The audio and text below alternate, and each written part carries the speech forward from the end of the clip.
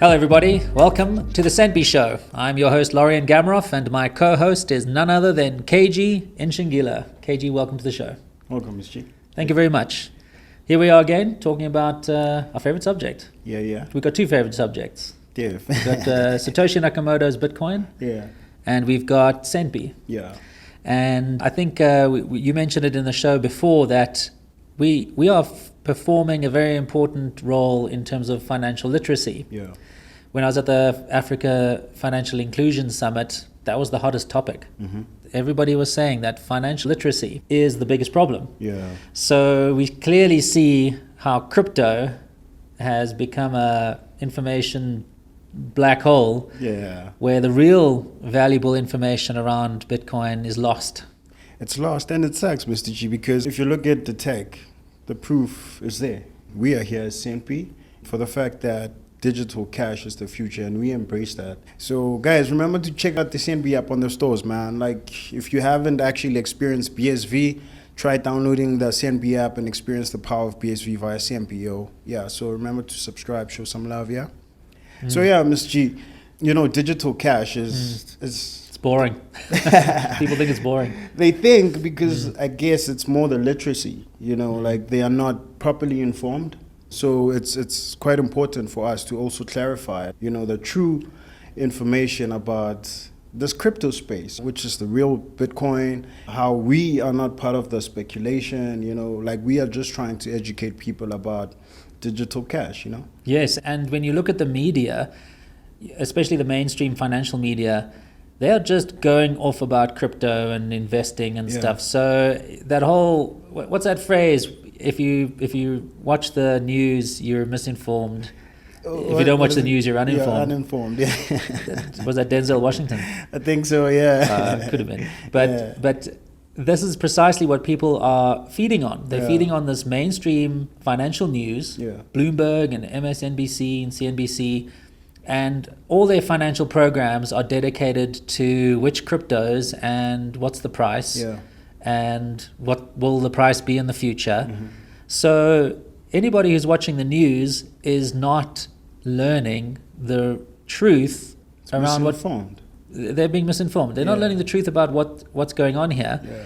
And that means they don't have the information that they're going to need to be able to make use of this new innovation, this blockchain, low-cost digital cash payments. We said it's boring. I said it's boring, but that's because people are more interested in the exciting prospect of making a huge amount of money than trying to find solutions to high fees or long-running payments that take forever to settle. Yeah. So the excitement is in the crypto investing, gambling scene. And here we are.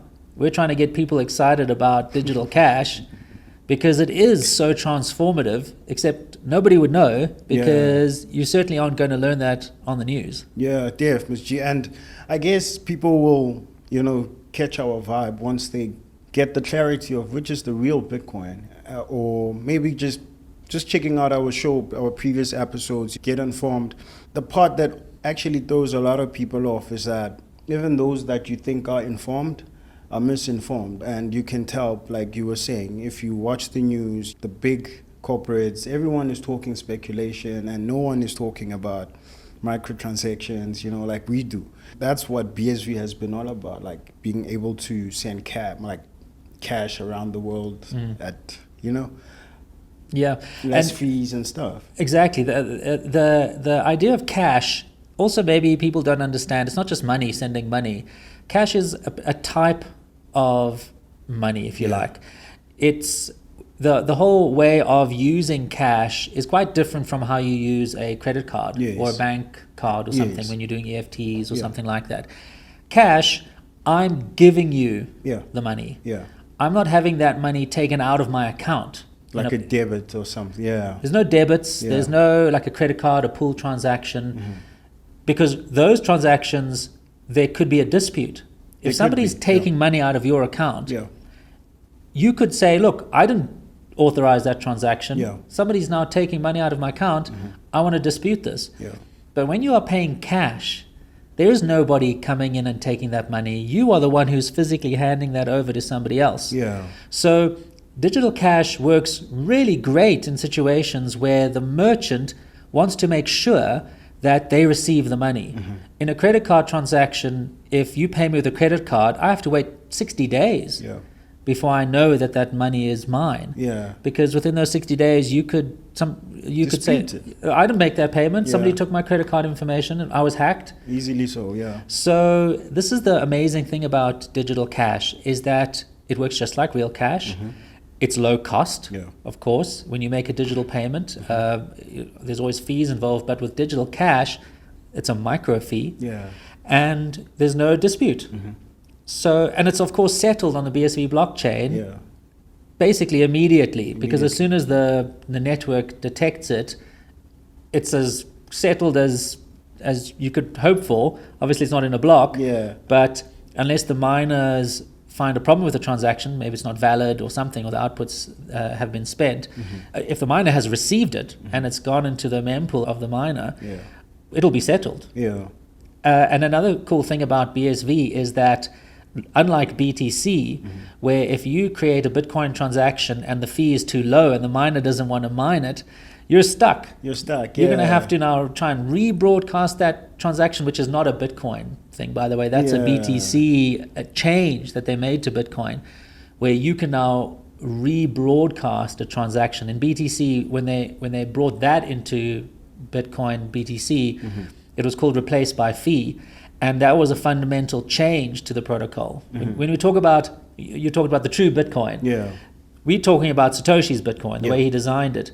And BTC, because of the problems they have with high fees, they had to come up with solutions to make it possible for you to rebroadcast your transaction if the fee is too low. Now, in BSV, there is no such thing as a too low fee. There's no such thing. The blocks are meant to be able to cater to as many transactions as the world is willing to throw at those miners, which means even if you have no fee, you can theoretically also get your transactions into a block.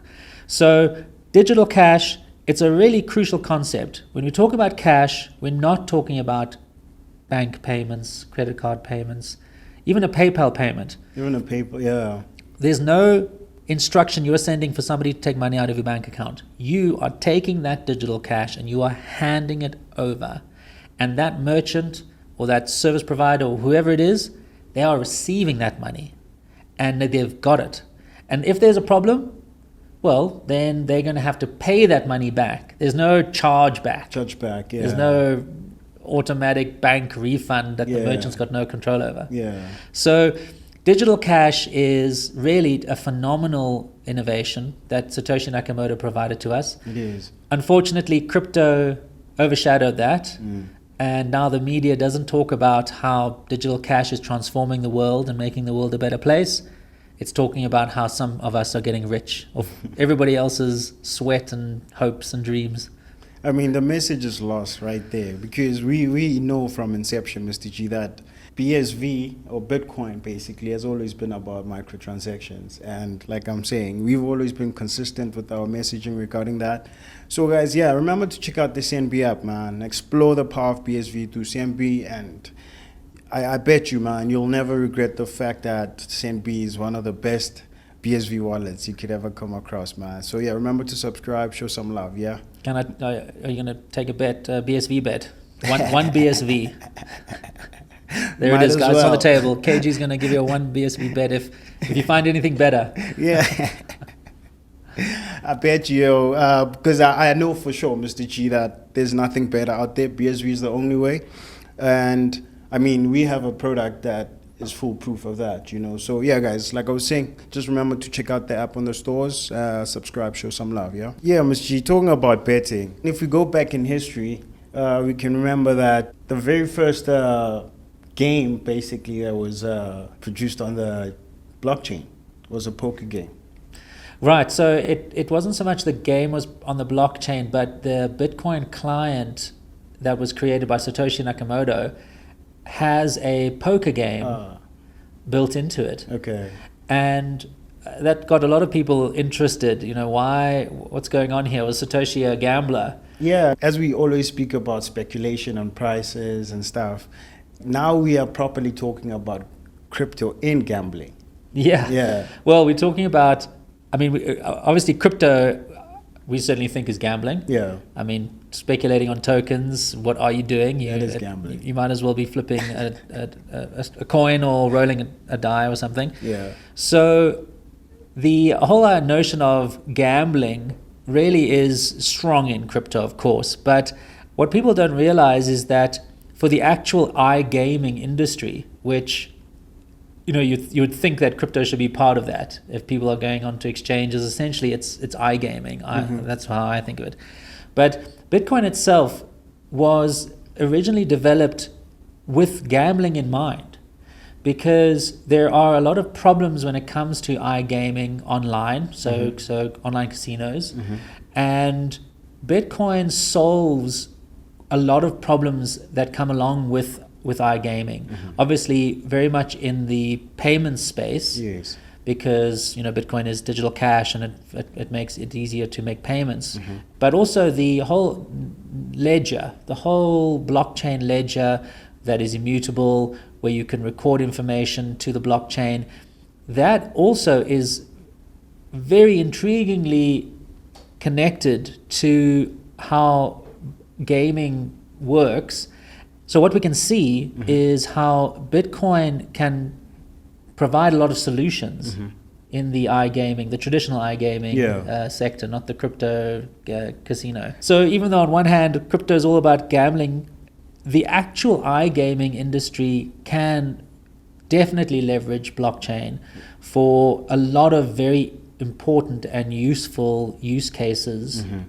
And so interestingly now, when we look at blockchain, there are a number of blockchain companies on BSV blockchain, of course, that are looking to solve iGaming issues with Bitcoin. Yeah. So the whole poker client inside the Bitcoin client back in the early days really was giving us an indication that Satoshi Nakamoto really did have this idea of a low-cost digital cash network, but also one that was regulatory compliant.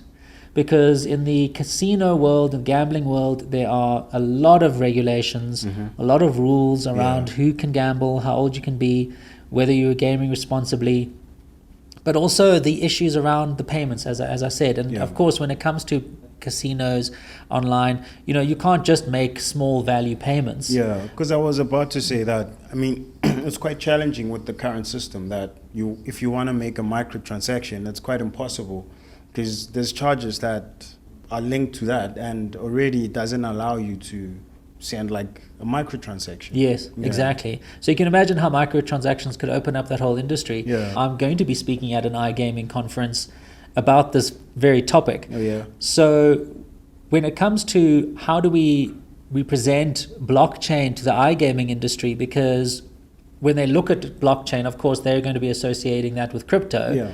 And so they're going to say, look, you guys can do your casino and we'll do ours. Blockchain is not relevant to us. Yeah. But when going to the summit, I want to try and explain how the whole idea of blockchain has been overshadowed by this crypto craze that's been going on. And when it comes to innovation, it's often the case that you get innovations that seem very obvious. When we look at AI today, we can create images and we can create text, and people can immediately see the value in that.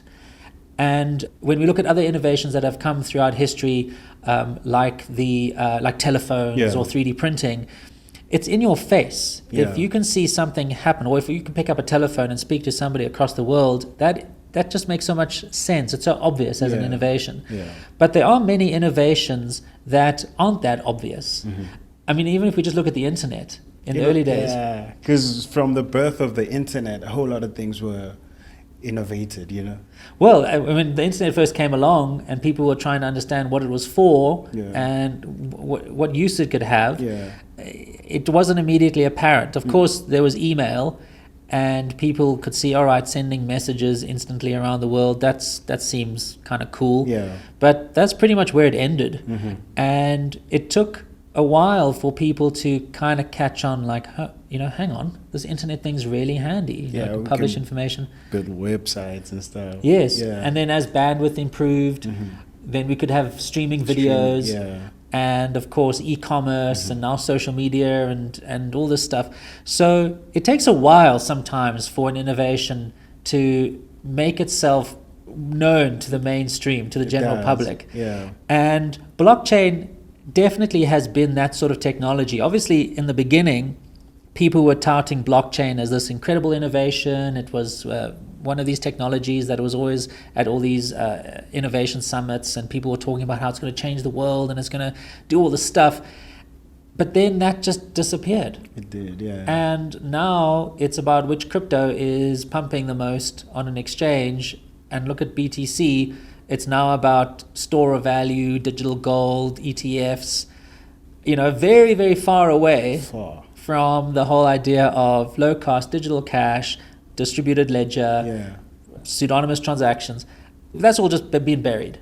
But what I appreciate is that there's guys like us, who are still trying to push the proper narrative and build valuable products that people can actually benefit from. Yeah, we're the dinosaurs, I suppose. We're old-fashioned.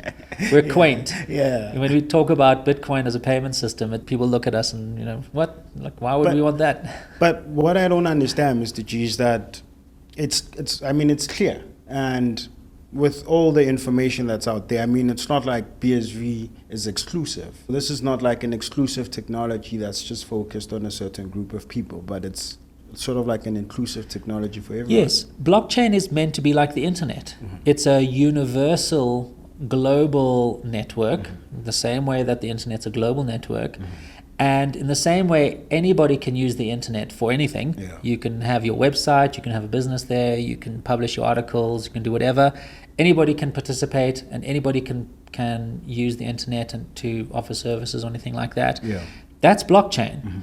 Blockchain is also a network. And instead of information like video or text, it's transactional.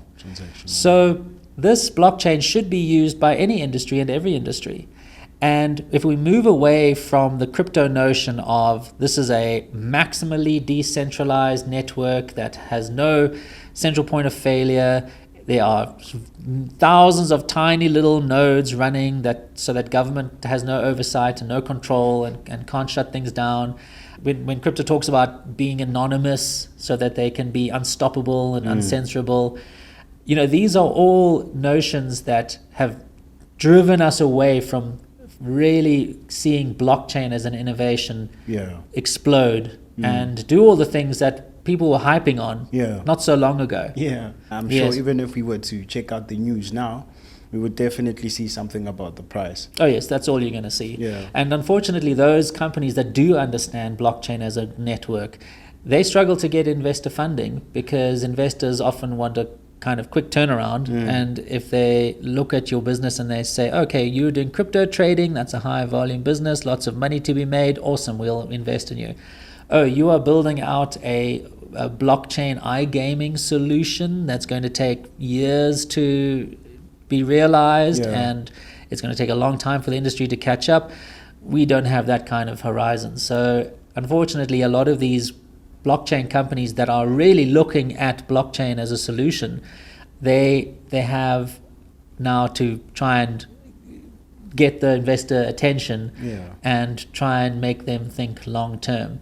So yes, there's a lot of cool things about blockchain when it comes to iGaming, and I'm certainly going to be touching on a lot of those, trying to excite the delegates at the Big Africa iGaming Summit. Oh, that's cool, Mr. G. I'm sure you're going to be representing well. You've been like one of the most reputable people in the space, like as a BSV evangelist, Well, I've been kicked out of all the crypto conferences. I used to go to a lot of those conferences, the crypto conferences, and speak at the conferences. But when I decided to stick to Satoshi's vision, then I just became kind of boring and obsolete, I guess, in a way.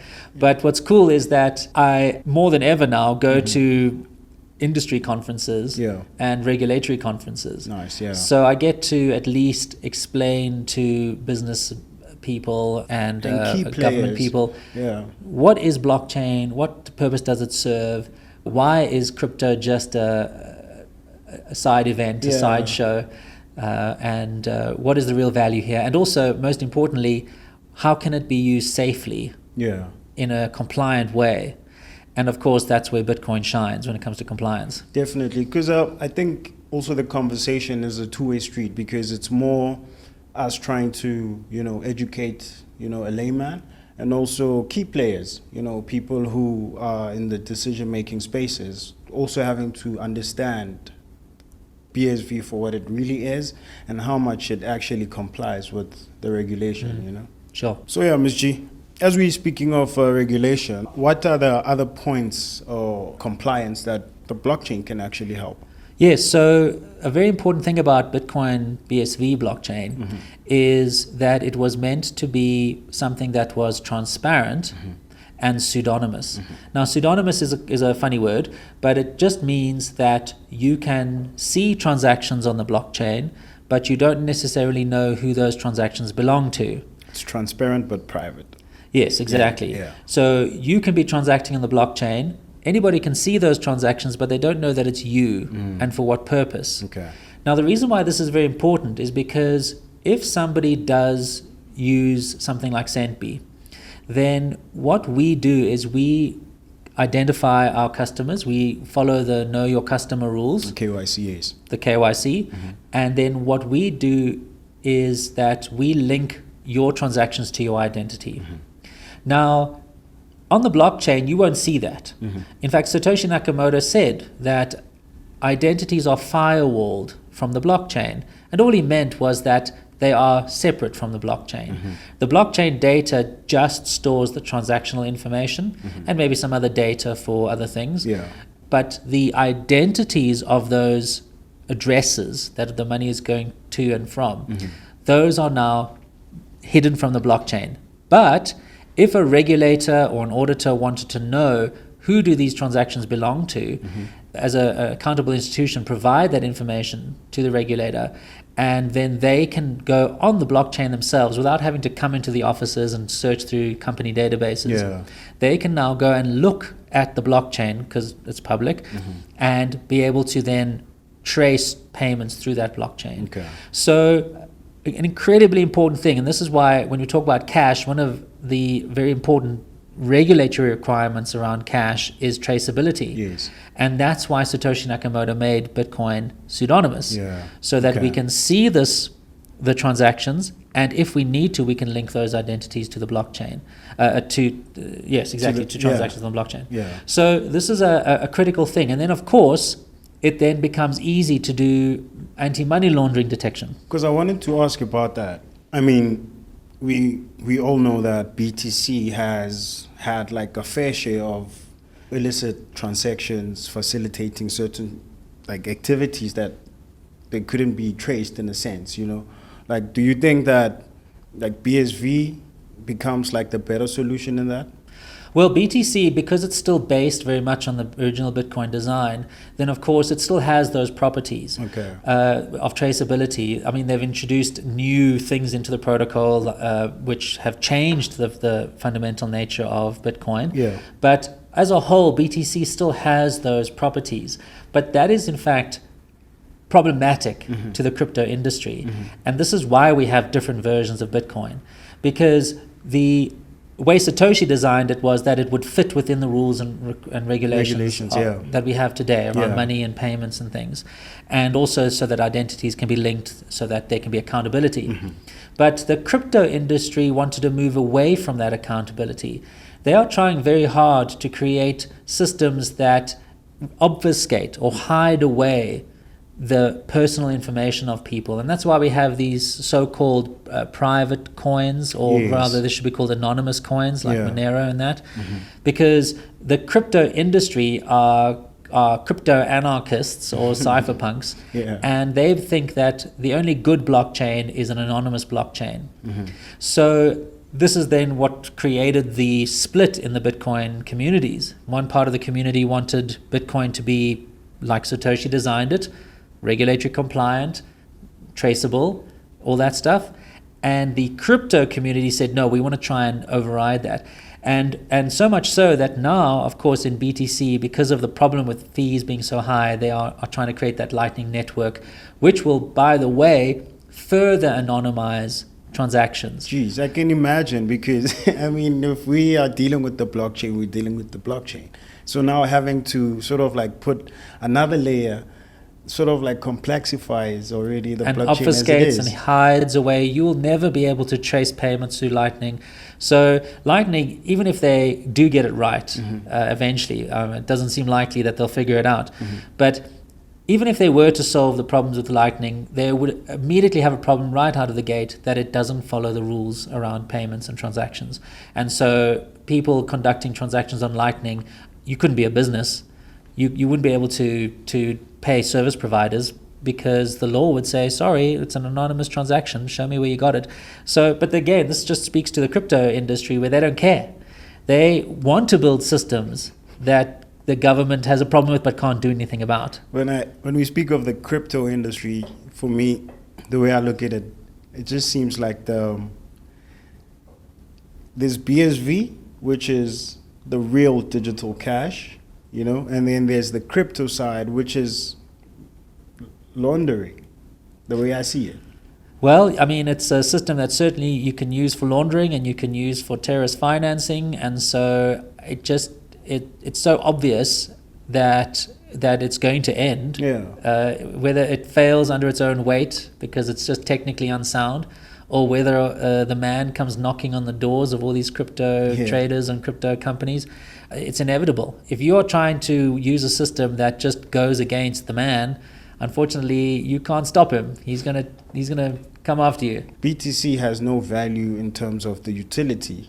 It doesn't even come up in the conversation of you having to take out the money and pay someone, because again, the fees are too high. So it's not even part of that conversation. And remember, utility means doing something with it, using it for something. Of course, BTC, you don't use it for anything. You just hodl it. You just keep it somewhere safe. So clearly, guys, BSV is the only Bitcoin that we recognize, the real one. So like we say, just check it out on the Centbee app. Download the app on the stores there. Mobile money on fire. Just remember to subscribe, show some love. Yeah, you know the drill by now. And then another interesting thing about Bitcoin is the ability to be able to trigger alerts across the network.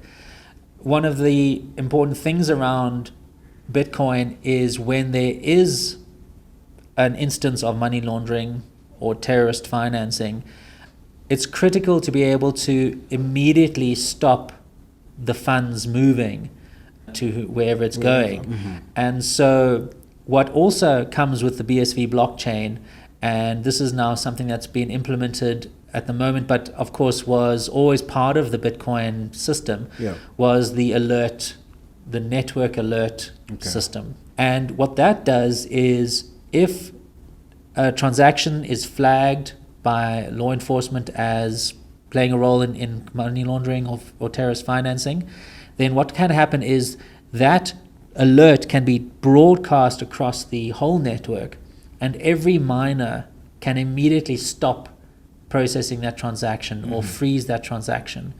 And this is a very important thing for people to also appreciate, is that not only is Bitcoin secure and all those things, but it also has the ability to be able to comply with law enforcement. And so people don't realize this, that funds can actually be frozen and funds can be seized on Bitcoin. So that's a very important part to getting acceptance from the regulatory environment, is that not only must it comply with the rules around knowing your customer and tracing of payments, but it also must be able to alert authorities, but also to be able to freeze funds if they are linked to crimes, or redirect those funds to some law enforcement agency.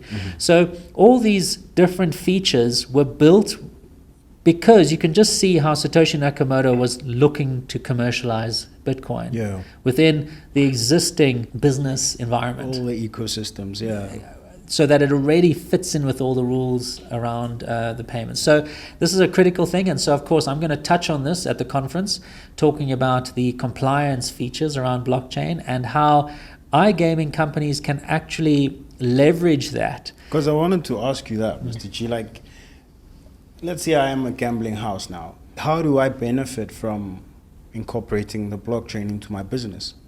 Yes, well, one of the cool things as well is when it comes to iGaming, people want to be able to trust those games. There's this concept called provable fairness. And when you are gaming online, of course, there's software games that have been programmed, and players want to have some kind of confidence that the game is fair. The odds are fair, yeah. That there's no algorithm and behind the scenes. Rigged system, yeah. That's exactly, rigging the odds. Yeah. The users want to be able to know that it's fair. And so there have been many attempts at trying to create provably fair betting systems. Yeah. And Bitcoin definitely has a role to play there because of, again, its transparent nature. And the way that provably fair games are often constructed is that there is shared information that comes from the iGaming provider, and then that information can be shared with the user. The user then can, using that information, tell whether or not that game was fair. And so blockchain, again, has a role. Because it is a public, transparent ledger, it would be trivial to be able to tell, was this game fair, by just looking at the record and information that's been put on the blockchain. And not only will the user be able to see that information, but anyone can see that. And so this is a very important thing if iGaming providers want to get a good reputation. Because they want to be known as fair. If you're fair, then players are going to want to come play your systems. So the blockchain, again, has another role to play, not just on the regulatory side, but also being able to provide these other features like the provably fair feature. Cool. Yeah, Ms. G, I mean, we spoke about the integrity and also, you know, like how it also gives confidence to the user, like using the blockchain. But what I would like to understand is the payment space of it. Like, how does that help now? Yes, so the payment side of things is also very problematic with iGaming. Obviously, when you're making payments, there are fees associated, but also iGaming providers have all sorts of relationships with affiliates, game content providers. And so when it comes to payments, Bitcoin, because of the ability to pay multiple beneficiaries out in a single transaction, it actually makes payouts really simple and easy. Because if you think about it, when there is a payout, it's not just the winner getting the money. There has to be a payment perhaps to the affiliate, the marketer. There's a payment that probably would need to be made to the taxman. And so one of the beauties of Bitcoin is that in a single transaction, you can pay multiple beneficiaries. So that really makes transactions extremely efficient and cost effective for iGamers. Even when it comes to micro winnings, if you think about microtransactions on Bitcoin, obviously the player can bet micro things like a 1 cent bet. Why not? But also, if you win 1 cent, then the cool thing about Bitcoin is that you can pay that out, and it's pretty much a real-time settlement thing. So small micro bets. We've mentioned how it's digital cash, and so the iGaming platform doesn't have to worry about a chargeback or anything. So payments are extremely efficient on Bitcoin SV. They are low cost, and you can have as many beneficiaries as you like in a single transaction. So clearly, this is also going to be something that really does reduce friction and reduce costs when it comes to making payments on iGaming platforms. I mean, Mr. G, this sounds like a win for the house. It seems like BSV gives one a competitive edge. It certainly does. If you wanting to reduce the cost of your payments, if you want to have a system that is transparent, that your users can trust, that has integrity, and that provides other benefits. I mean, in the iGaming industry, where you can prove that your games are fair, clearly this is going to bring a competitive edge to your business. And in this kind of business, it's very competitive, and any kind of advantage you can have, you should dive into. So clearly there's a lot of competitive advantages to using blockchain, not just in iGaming, of course, everywhere, but iGaming especially, because of its unique challenges. It really, blockchain can really provide a lot of benefit to your business, and can certainly give you an edge of your competitors. And of course, reputation matters. And player retention matters. So right now, if there's no real reason for you to look at this and say, well, I'm going to wait on this. Another interesting thing, we spoke about BSV as a digital cash payment system, but remember, stablecoins are also used on top of BSV. So if iGaming platforms don't want to actually accept BSV as the cash token, then it would be trivial to be able to create a stable coin on BSV, and then you could have all the same advantages of BSV, the immutable ledger and the low-cost payments, but then you could use stable coins instead of BSV if you were worried about the volatility. And of course, with crypto around, things are always going to be volatile until that crypto craze ends, but stablecoins certainly seem to be a viable alternative to being able to leverage the best aspects of BSV blockchain, but using local currency. Thanks for that, Mr. G. We're going to be jumping into this week's user questions and feedback from socials. Our first question comes from Thomas James. They are asking, when will it be available in the Philippines? So Centbee is already available in the Philippines. We do have quite an extensive catalog of places where you can shop at the moment. We don't have top-up features available in the Philippines yet, but of course we're working on that and hope to have something available. So short answer, Centbee can already be used in the Philippines if you're just using it for BSV, and if you want to go and shop the great selection of products that we have available. Sure, thanks for that, Mr. G. Thanks, Thomas. Thanks for your question. But you heard for yourself, man. Just download the Centbee app if you haven't, and just select your country there and check out the available products there, man. And enjoy the power of BSV through Centbee. Or remember, mobile money on fire. Remember to subscribe, show some love. Yeah, our second one comes from Talon, and he says, I love BSV. I'm in Australia. Is there any benefit for me to use Centbee as a digital cash wallet? An example, I'm using Australian dollar to buy BSV to immediately spend it. Aren't there BSV on-ramp fees greater than the Visa fees with just using my debit card for purchases? I really want to know. Thanks, guys. So, that speaks to the just the environment we live in right now, where service providers who can do that onboarding, that on-ramping, they're very few. Being able to onboard into crypto has a lot of challenges, regulatory challenges, and then just availability challenges. A lot of banks don't give banking products to crypto companies. Regulations are tight. So, at this stage, because of BSV being associated with crypto, there are going to be hurdles and challenges to onboard and on-ramp into BSV. So, unfortunately in Australia, the fees to onboard are quite high because, as I said, you have to go through very few service providers, and they have a lot of costs when it comes to doing the KYC and all that kind of stuff. So it is unfortunate, but we always say that why don't you earn BSV instead of having to buy BSV? Why don't you just get paid in BSV and then you can have your BSV? So we see a future where onboarding, on-ramping into BSV and onto Centbee, the cost will come down and the options will become greater. The more we move into a regulated, well-understood space. But right now, crypto really does muddy the waters, and we're hoping soon that will be cleared up so we can really offer great options to our customers.